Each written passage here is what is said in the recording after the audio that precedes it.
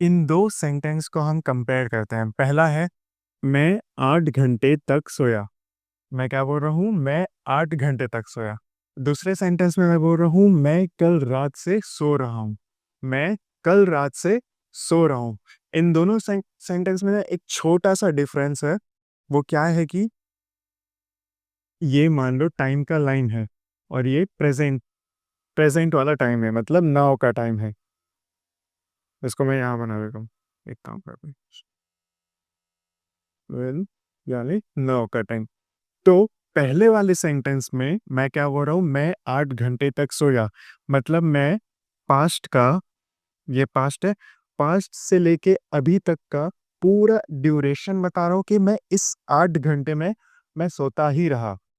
Second वाले में क्या डिफरेंस है कि मैं कल रात से सो रहा हूँ। मैं एक पास्ट का एक इवेंट बता रहा हूँ कि मैं कल रात से सो रहा हूँ। इसमें मैं ड्यूरेशन बता रहा हूँ कि मैं 8 घंटे तक सोया। और दूसरे में मैं क्या बता रहा हूँ कि मैं कल रात से सो रहा हूँ। ठीक है, तो इंग्लिश में इस छोटे से डिफरेंस के लिए हम फॉर और सिंस का यूज करते हैं। फॉर और सिंस का, जैसे पहले वाले सेंटेंस में क्या होगा? मैं 8 घंटे तक सोया। मैं का मतलब होता है I slept for 8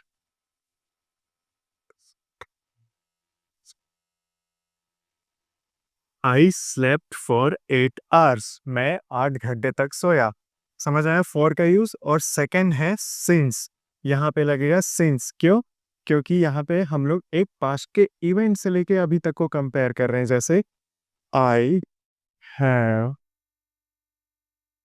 been sleeping since last, कल रात से को इंग्लिश में हम बोलते हैं लास्ट नाइट। यस्टरडे नाइट भी होता है लेकिन वो ज़्यादा यूज़ नहीं होता है, इसलिए लास्ट नाइट कॉमन यूज़ है। तो हम लोग क्या बोलेंगे?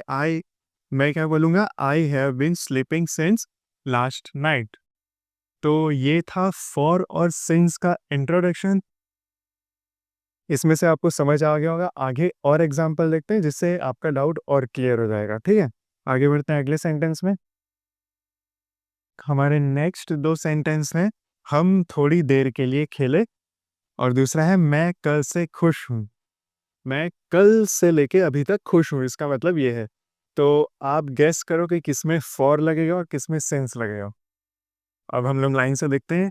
हम थोड़ी देर के लिए खेले। हम को इंग्लिश में हम बोलते हैं वी प्लेड। खेलना को हम बोलते हैं प्लेड। अब यहाँ पे थोड़ी देर मतलब एक ड्यूरेशन बता रहे हैं। ड्यूरेशन, तो ड्यूरेशन बताने के लिए क्या लगता है? For. We played for some time, या सम टाइम की जगह आप अ बिट भी बोल सकते हैं।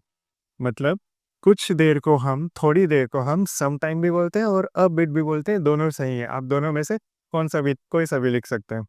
अगला है मैं कल से खुश हूँ। फॉर का यूज तो हो गया, अब सिंस आएगा। मैं कल से खुश हूँ। कल से मतलब पास्ट में एक टाइम बता रहा है, एक इवेंट बता रहा है। पास्ट में एक इवेंट बता रहा है, वहां से लेके अभी तक वह खुश है। तो आई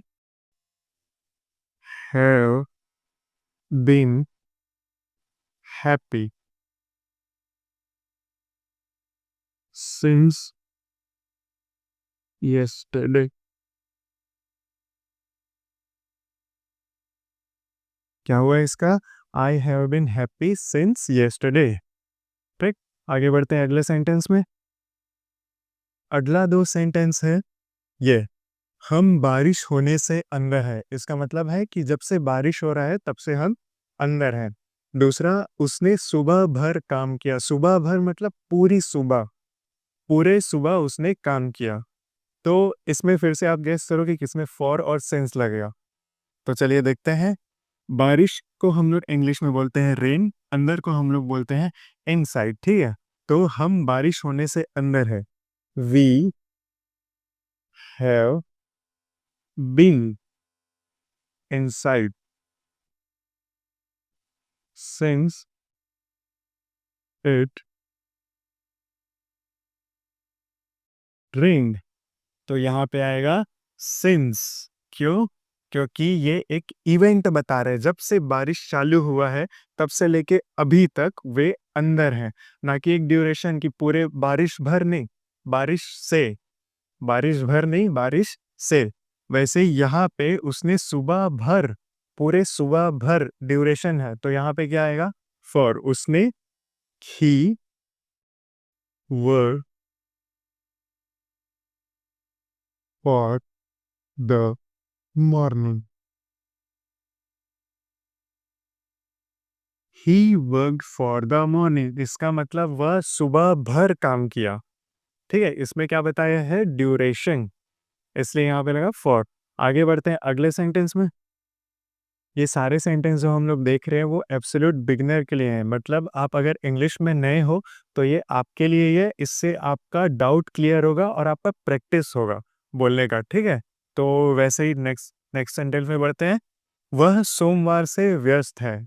वह सोमवार से व्यस्त है, मतलब ये बता रहा है पास्ट का एक इवेंट सोमवार, ना कि ऐसा नहीं बोल रहा है कि 3 दिन से व्यस्त है, 4 दिन से व्यस्त है, वो बता रहे सोमवार। पास्ट में एक पॉइंट पकड़ा है, एग्जैक्ट सोमवार नाम दे दिया उसको और अभी तक व्यस्त है, तो यहाँ पे क्या आएगा? सिंस। तो हम इसको लिखेंगे वह, यानी he has been busy since Monday. वैसे ही फिल्म 2 घंटे तक चली। अब यहाँ पे ये ड्यूरेशन बता रहा है कि फिल्म पिछले 2 घंटे तक चली, तो यहाँ पे आएगा फॉर। तो इसका इंग्लिश ट्रांसलेशन क्या होगा? द मूवी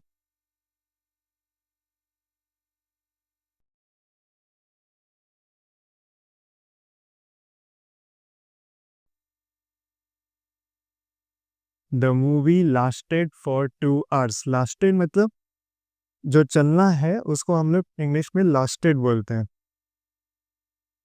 ठीक है, आगे बढ़ते हैं अगले लास्ट 2 सेंटेंस में।